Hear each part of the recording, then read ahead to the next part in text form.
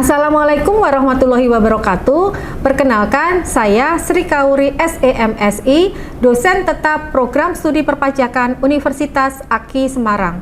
Pada kesempatan kali ini, saya akan menyampaikan deskripsi salah satu mata kuliah yang saya ampuh, yaitu Manajemen Perpajakan. Mata kuliah ini adalah mata kuliah wajib bagi mahasiswa semester 4 berbobot 2 SKS, di mana waktu pembelajarannya adalah 100 menit per pertemuan, diberikan dalam 16 kali pertemuan yang terdiri dari 14 kali pertemuan untuk pemberian materi dan 2 kali pertemuan untuk ujian, yaitu ujian tengah semester dan ujian akhir semester. Mata kuliah ini membahas tentang dasar-dasar manajemen pajak, strategi penghematan pajak melalui pemilihan bentuk usaha, tax planning pajak penghasilan, tax planning PPN, optimalisasi pembayaran pajak, fenomena keadilan dalam pengenaan sanksi pajak, strategi menghadapi pemeriksaan pajak dan perencanaan pajak akhir tahun. Adapun CPMK-nya adalah CPMK 1, menunjukkan sikap bertanggung jawab atas pekerjaan di bidang pajak sesuai dengan keahliannya secara mandiri. CPMK 2, mampu menunjukkan kinerja mandiri, bermutu, dan terukur. CPMK 3, mampu mempraktekkan konsep manajemen pajak. CPMK 4, mampu mempraktekkan strategi penghematan pajak melalui tax planning sesuai dengan Undang-Undang Perpajakan sehingga terhindar dari pengenaan sanksi pajak. Buku panduan yang saya gunakan pada mata kuliah ini adalah buku karangan Dr. Andes Khairil Anwar Pohan MSI MBA yang didukung Undang-Undang PPN maupun PPH. Komponen nilai akhir dalam mata kuliah ini adalah 10% kehadiran, 20% tugas baik tugas individu maupun kelompok, 20% untuk keaktifan serta attitude mahasiswa di dalam kelas, 25% untuk ujian tengah semester, dan 25% untuk ujian akhir semester. Selanjutnya, saya akan menampilkan proses pembelajaran pada pertemuan ke-9 dengan materi optimalisasi pembayaran pajak untuk menghemat pajak. Terima kasih. Assalamualaikum warahmatullahi wabarakatuh. Waalaikumsalam warahmatullahi wabarakatuh. Apa kabarnya hari ini? Baik, Bu. Semangat semuanya ya. Semangat. Oke, terima kasih kehadirannya. Hari ini kita akan membahas tentang materi kita tentang optimalisasi pembayaran pajak ya. Jadi sebelum kita membahas atau mendiskusikan materi kita hari ini, ada baiknya kita berdoa terlebih dahulu supaya pembelajaran hari ini bisa berjalan dengan baik. Baiklah, berdoa menurut agama dan kepercayaan masing-masing, silakan.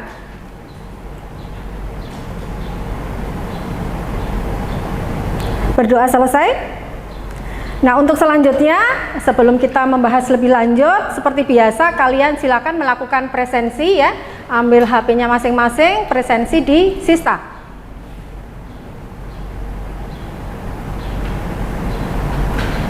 Sudah? Cukup? Sudah presensi semuanya ya? Oke, ya baiklah, kita mulai pembahasan kita hari ini ya tentang optimalisasi pembayaran pajak yang bertujuan untuk menghemat pajak. Nah, jadi ini optimalisasi pembayaran pajak ini adalah merupakan satu langkah pengamanan ya yang harus dilakukan WP terkait transaksi dengan pihak ketiga yang bertujuan untuk menghemat pajak. Jadi ini ada beberapa langkah yang harus dilakukan WP supaya optimalisasi pembayaran pajak ini bisa berhasil dengan baik sehingga akan mendatangkan keuntungan bagi perusahaan ya. Nah, oke, ini adalah langkah pertama yang harus dilakukan oleh WP, yaitu pengamanan kontrak bisnis dari pemotongan withholding tax ya. Kita sudah mempelajari ya minggu-minggu kemarin tentang tax planning pajak penghasilan. Ini ada istilah withholding tax. Masih ada yang ingat tentang withholding tax? Ya, Jaka silakan. Withholding tax adalah pajak yang dipotong dari sumber pendapatan sebelum pendapatan tersebut diterima oleh penerima. Nah, pajak ini dipotong dari pihak yang membayar pendapatan atau perusahaan atas nama penerima pendapatan, kemudian disetorkan ke kas negara. Ya, terima kasih Jaka ya. Jadi intinya withholding tax itu adalah pajak yang dipotong dari pendapatan sebelum pendapatan tersebut diterima oleh penerima ya. Jadi itu nanti akan dibayarkan oleh pemberi penghasilan, dibayarkan ke kas negara atas nama penerima penghasilan. Ya. Jadi ini biasanya dalam praktek bisnis itu banyak terjadi pemungutan atau pemotongan pajak oleh pihak ketiga, di mana yang membuat kontrak bisnis itu kurang memahami aspek perpajakan secara detail ya. Jadi nanti pada saat pemeriksaan fiskus, perusahaan itu dikenakan membayar withholding tax-nya ya, ditambah keterlambatan penyetoran sebesar 2% per bulan dari pokok pajak.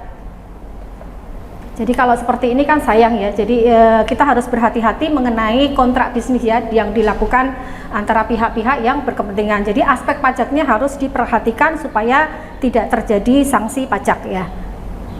Nah, dalam hal ini ada dua perlakuan perpajakan untuk withholding tax. Yang pertama, jika ingin withholding tax-nya itu dibiayakan dalam laporan keuangan fiskal, maka nilai transaksi dalam kontrak yang akan dibayar tersebut harus di gross up, sehingga jumlah transaksi dalam kontrak sudah termasuk pajak yang harus dipungut. Nah, ini juga istilah gross up ini juga sudah kita bahas di materi tentang tax planning pajak penghasilan. Masih ada yang ingat ini tentang gross up? Ya, silakan Putri. Gross up adalah jumlah uang tambahan yang ditambahkan ke pembayaran untuk menutupi pajak penghasilan yang harus dibayar penerima atas pembayaran tersebut.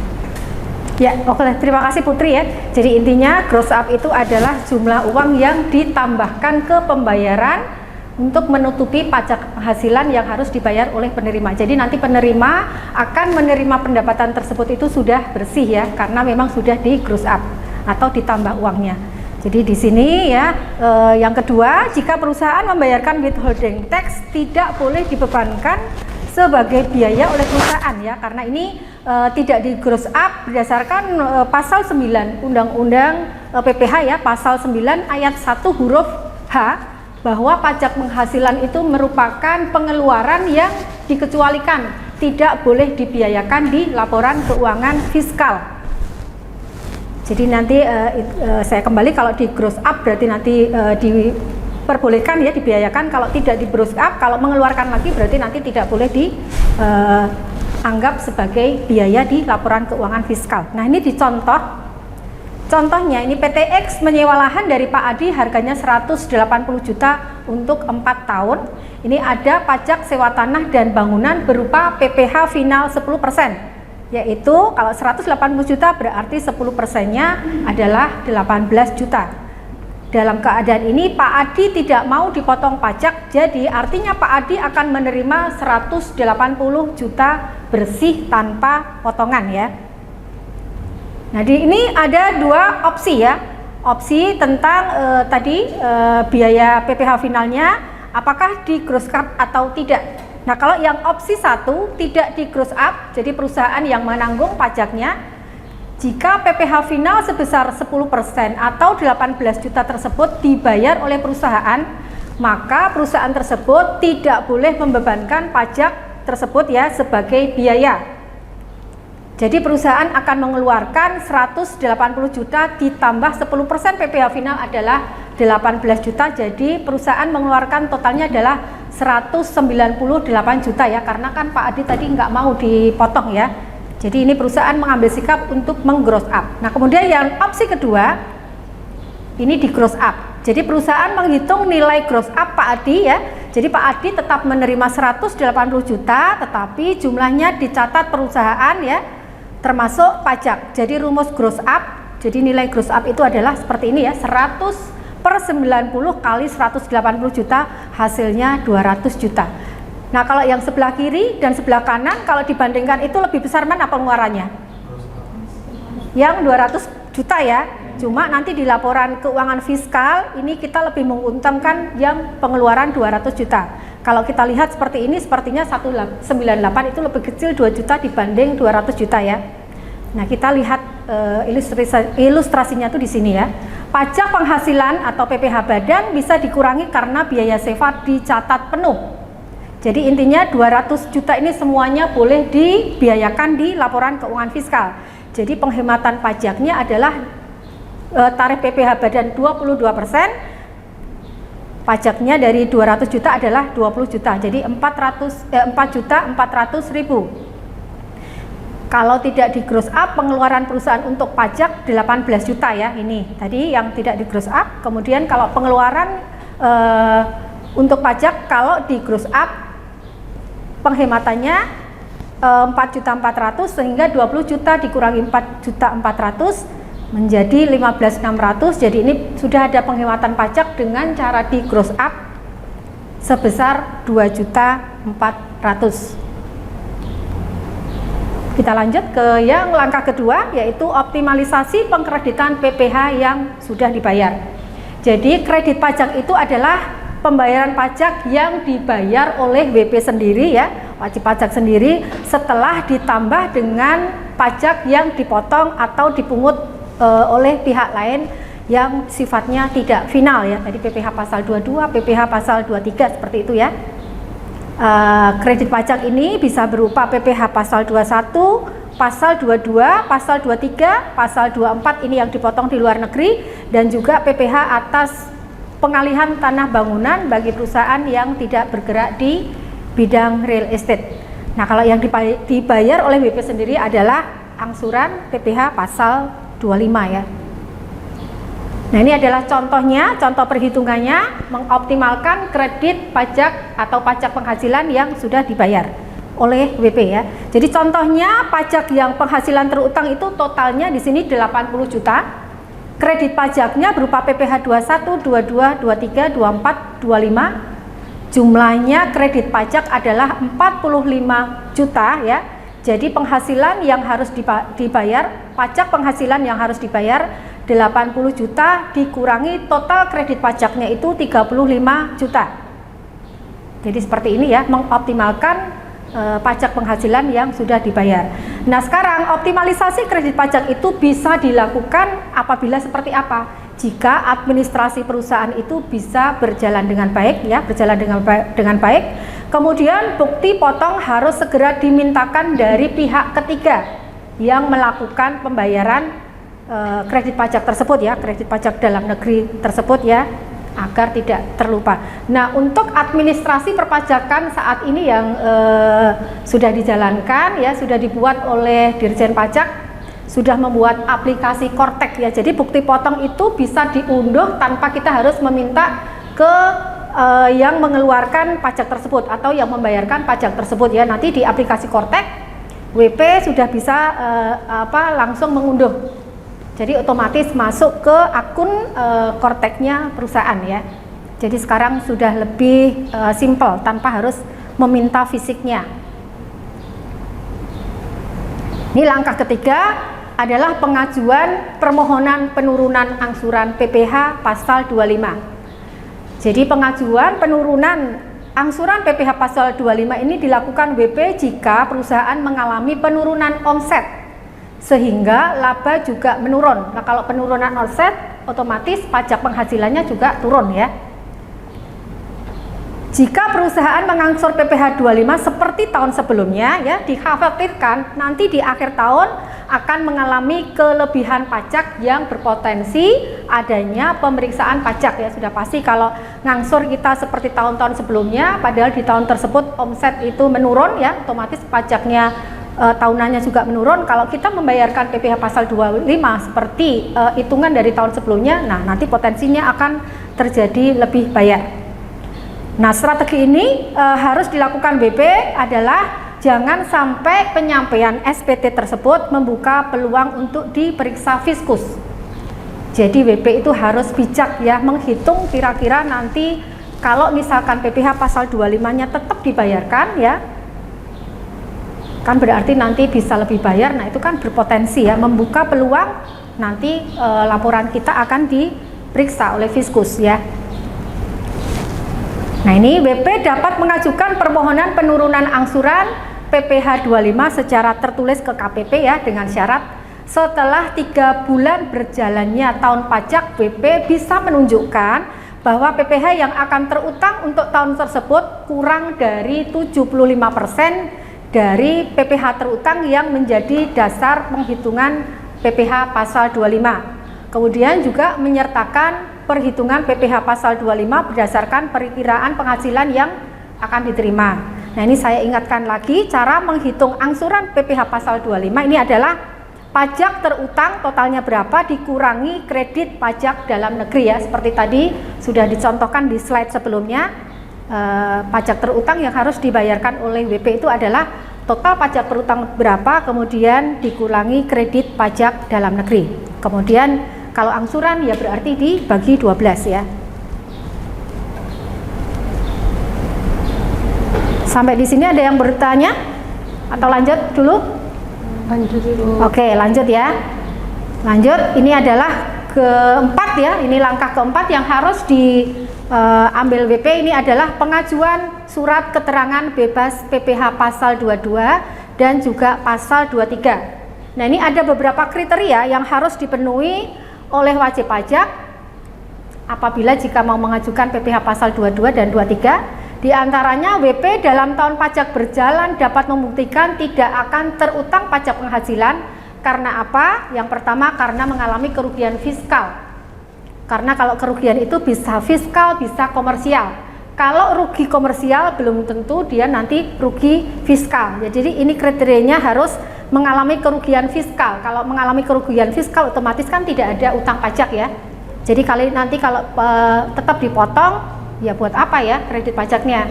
Terus juga itu kan mengganggu cash flow ya. Jadi nanti pendapatan yang akan diterima kan menjadi berkurang karena ada potongan ya, padahal tidak ada hutang pajaknya. Nah, yang kedua, pajak penghasilan yang telah dan akan dibayar lebih besar dari penghasilan yang akan terutang. Jadi sekiranya nanti pajak penghasilan yang sudah dibayar ya, baik PPh 25 maupun kredit pajak dalam negeri yang lain itu dirasa nanti akan lebih besar kalau dibandingkan dengan pajak penghasilan yang akan terutang. Nah, ini yang dapat mengajukan permohonan pembebasan dan dari pemotongan atau pemungutan pajak penghasilan oleh pihak lain ya. Kemudian yang kedua, wajib pajak atas penghasilannya hanya bersifat final. Nah, ini kalau bersifat final otomatis tidak ada lagi kewajiban untuk membayar PPh tahunan ya, karena sudah final, artinya ya sudah kewajiban perpajakannya sudah tidak ada lagi ya, karena sudah dibayar. Terus kemudian SKP diberikan kepada WP dalam tahun pajak berjalan bisa membuktikan tidak akan terutang pajak penghasilan karena mengalami kerugian fiskal ya. Tadi kalau kerugian fiskal berarti nggak ada utang ya. Dalam hal apa? Dalam hal WP baru berdiri dan masih dalam tahap investasi. Nah, kalau baru berdiri otomatis kan belum ada penjualan ya, belum ada penyerahan BKP atau JKP ya, jadi kan tidak ada utang pajak ya. Terus kemudian yang kedua, WP belum sampai pada tahap produksi komersial. Nah, ini juga sama keadaannya. Jadi kalau belum sampai pada tahap produksi komersial berarti belum ada BKP atau JKP yang diserahkan atau dijual. Kemudian WP yang mengalami force majeure ya, keadaan yang di luar kendali manusia ya. Nah, kemudian wajib pajak yang dalam tahun berjalan dapat membuktikan tidak akan terutang pajak penghasilan karena berhak melakukan kompensasi kerugian fiskal. Jadi kompensasi kerugian fiskal itu berlaku selama 5 tahun. Jadi misalkan di tahun pertama nanti rugi, terus kemudian tahun kedua misalkan dibandingkan laba, nah itu kalau misalkan di tahun kedua masih merugi juga, artinya itu juga tidak ada kewajiban untuk bayar PPh badan tahunan ya. Jadi artinya seperti itu, kalau melakukan kompensasi kerugian fiskal berarti tidak ada utang pajak, ya itu berarti boleh ya mengajukan SKP. Nah, kemudian wajib pajak dapat membuktikan pajak penghasilan yang telah dan akan dibayar juga lebih besar dari penghasilan yang akan terutang. Kemudian wajib pajak atas penghasilannya hanya dikenakan PPh final. Jadi tidak ada lagi utang pajak badan tahunan. Sampai di sini ya tentang mengajukan SKP. Masih ada yang mau bertanya? Ada yang mau bertanya? Saya Bu izin bertanya. Silakan. Baik, izin bertanya Bu. Jika WP mau mengajukan SKB atau surat keterangan bebas, pemotongan PPh pasal 22 atau PPh pasal 23, apakah ada syaratnya? Jika memang ada, syaratnya seperti apa ya Bu? Ya, oke, terima kasih Natasha ya pertanyaannya. Jadi ini ada beberapa syarat yang harus dipenuhi WP apabila akan mengajukan surat keterangan bebas pemotongan PPh pasal 22 dan pasal 23 ya. Di antaranya perusahaan atau WP itu harus menyampaikan SPT PPh badan lengkap dan tepat waktu ya. Kemudian tidak ada utang pajak kecuali penundaan dan keberatan. Kemudian menyampaikan proyeksi penghasilan dan juga pajak terutang di tahun tersebut. Nah, kemudian terakhir dia wajib membayar angsuran PPh pasal 25 secara tertib ya. Tertib artinya ya setiap bulan dia membayar PPh dulu ya. Nah, itu nanti dia bisa mengajukan SKP PPh pasal 22 dan pasal 23 ya, supaya tidak terjadi pemotongan pajak. Gimana Natasha? Cukup? Ya, saya lanjut ya. Ini adalah langkah yang terakhir yang harus dipenuhi WP. Ini adalah melakukan rekonsiliasi SPT dan laporan keuangan. Jadi ini ada 3 ya. Rekonsiliasi antara SPT PPh badan dan SPT masa PPN. Ini tahunan, ini bulan ya. Jadi dicocokkan antara PPN masukan dan PPN keluaran, antara pembelian dan penjualan ya, antara perolehan dan penyerahan. Jangan sampai nanti terjadi datanya beda ya, karena kalau datanya beda nanti kalau misalkan WP itu nggak menyadari ya, ternyata sampai dengan pemeriksaan oh ternyata kok beda. Makanya ini sebelum terjadi pemeriksaan ya, karena ada beda data atau nanti ada SP2DK, maka lebih baik sebelum menyampaikan SPT PPh badan harus dicocokkan dulu ya antara data yang ada di SPT PPh badan dan juga PPN. Yang kedua adalah SPT PPh badan versus PPh pasal 21 ya. Biaya gaji dan tunjangannya itu dicocokkan ya. Yang keluar di laporan keuangan, kemudian dilaporkan di SPT PPh badan, dengan yang dilaporkan setiap bulannya di SPT PPh pasal 21 itu harus cocok. Nah, apabila ada data yang nggak matching ya, nggak sinkron, ya itu harus dicari masalahnya di mana. Apakah laporan PPh 21-nya yang salah ya? Nah, ini harus diadakan pembetulan berarti ya. Begitupun dengan SPT PPh badan dengan PPh pasal 23, SPT masa PPh pasal 23 yang berupa biaya bunga, jasa maupun sewa ataupun royalti. Ini juga harus diadakan rekonsiliasi atau ekualisasi ya, supaya nanti setelah SPT PPh badan disampaikan tidak ada lagi dari kantor pajak itu meminta keterangan ya di dalam SP2DK. Jadi kalau sudah cocok itu nanti WP-nya aman ya. Nah, sampai di sini ada yang mau bertanya lagi? Atau cukup? Cukup. Ya, kalau cukup saya ada soal ya, ada soal kasus. Nanti silahkan didiskusikan dengan kelompoknya ya. Kalian membuat kelompok kecil ya, menjadi 3 ya. Jadi 3 kelompok kecil, kemudian silakan didiskusikan soal yang saya sampaikan. Ya, jadi ini ilustrasinya ya tahun 2019. Ini ada peredaran brutonya 15 miliar, kemudian penghasilan kena pajaknya 3M ya. Perhitungan pajak terutang menurut pasal 31E ayat 1 ini 568.800. Kemudian kredit pajak dalam negeri totalnya 75 juta.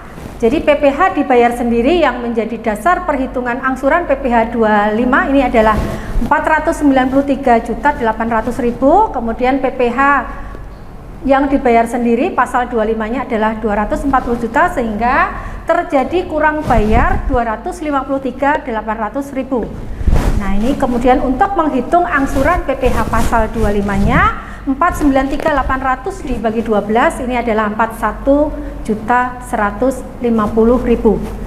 Nah, ini pada tahun 2020 mempunyai peredaran brutonya 4M ya, dari Januari sampai Maret 3 bulan itu dihitung 4M, kemudian di bulan April saja 500.000. Nah, sekarang didiskusikan dengan kelompok kalian ya, kelompok masing-masing tugasnya menghitung berapa potensi pajak penghasilannya di tahun tersebut, apakah PT tersebut layak mengajukan penurunan angsuran PPh pasal 25. Ya, silakan didiskusikan dengan kelompok masing-masing ya.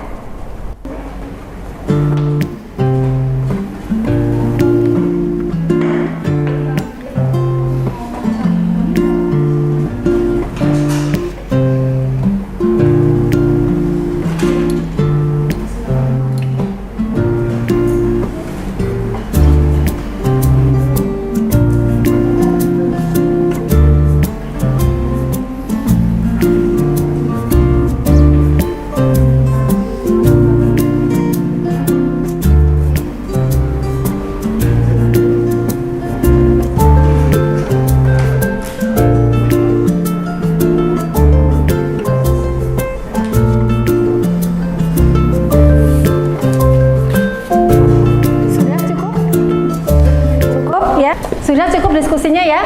Sudah, Bu. Ya, silakan dari kelompok kalian ada yang mau mewakili kelompoknya untuk memaparkan hasil diskusi kelompoknya? Siapa? Saya, Bu. Oke, Kesia, silakan Kesia. Pajak terutang tahun 2020 hanya 31% atau kurang dari 75% dari pajak yang menjadi dasar perhitungan PPh pasal 25 di tahun 2019. Sehingga WP bisa mengajukan permohonan penurunan angsuran PPh pasal 25 agar tidak terjadi lebih bayar yang berpotensi adanya pemeriksaan pajak. Ya, oke, terima kasih Kesia. Tepuk tangannya untuk Kesia. Semangat Kesia ya. Terima kasih ya sudah mendiskusikan, memaparkan hasil diskusi kelompoknya ya. Jadi ini intinya, kalau dibandingkan tahun 2019, tahun 2020 itu mengalami omset yang cukup drastis ya. Kalian ingat tahun 2020 itu ada peristiwa apa? COVID ya. Jadi COVID itu banyak sekali bisnis yang mengalami penurunan omset yang cukup signifikan, sehingga itu mempengaruhi terhadap utang pajaknya ya. Jadi kalau dibandingkan dengan tahun 2019, pajak terutangnya itu hanya 31% atau ya kurang dari 75% dari pajak yang menjadi dasar perhitungan PPh pasal 25 di tahun 2019. Tadi di tahun 2019 yang menjadi dasar perhitungan adalah 493.800 ya, sehingga kalau tidak mengajukan penurunan angsuran PPh pasal 25 dirasa nanti akan terjadi lebih bayar. Nah, sampai di sini ada yang mau ditanyakan ya terkait dengan diskusi dari kelompoknya Kesia mungkin? Saya, Bu. Ya, silakan Amai. Jika WP sudah mengajukan penurunan angsuran PPh pasal 25 tetapi masih berpotensi lebih bayar pada saat penyampaian laporan PPh badan, apakah kredit pajak dalam negeri boleh tidak dikreditkan, Bu? Ya, oke, terima kasih pertanyaannya Amai ya. Jadi PPh pasal 25 itu merupakan salah satu kredit pajak dalam negeri yang dibayarkan oleh WP sendiri ya. Jadi itu merupakan hak dari WP. Jadi itu kalau hak itu boleh dilakukan atau tidak ya. Kalau dirasa nanti sudah mengajukan penurunan angsuran PPh pasal 25 tapi masih berpotensi lebih bayar, jadi kredit pajak dalam negeri yang lain boleh tidak dikreditkan ya, supaya pada saat penyampaian SPT PPh badan nanti tidak ada lebih bayar yang berpotensi adanya pemeriksaan pajak oleh Fiskus ya. Sudah cukup Amai? Ya, jadi dari diskusi kita hari ini itu sudah selesai ya, sudah ada soal kasus juga yang kita diskusikan ya secara kelompok. Dari materi kita hari ini masih ada yang mau ditanyakan lagi? Oke ya, kalau sudah cukup saya tutup pertemuan kita hari ini ya. Terima kasih atas kehadiran semuanya ya. Kita ketemu lagi di minggu depan untuk membahas materi-materi yang lain ya. Jaga kesehatan kalian semuanya supaya nanti pada saat kita pertemuan lagi ya semuanya semangat lagi. Terima kasih semuanya. Selamat siang. Wassalamualaikum warahmatullahi wabarakatuh. Waalaikumsalam warahmatullahi wabarakatuh. Ya, terima kasih.